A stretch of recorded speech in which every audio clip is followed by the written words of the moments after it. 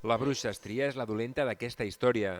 Lloy Bertran encarna aquest personatge tan malvat i esbojarrat que fins i tot fa gràcia. Soc la bruixa, l'estria, la reina negra. És molt dolenta, molt dolenta. Som la cort descontenta de les bruixes. Dolentes, pudentes i lletges, també. Aquesta és només una de les 14 cançons que el director musical de l'obra, Manu Guix, ha tardat 8 mesos a compondre. Són cançons molt alegres, cançons molt animades, cançons que agraden als nens, cançons que agraden als pares, hi ha cançons de pop, hi ha cançons de rock, hi ha cançons de swing. L'Estria i els pudents trolls intentaran interposar-se en el camí de Geronimo Stilton, un ratolí que, tot i ser poruc i insegur, sempre acaba aconseguint el que es proposa.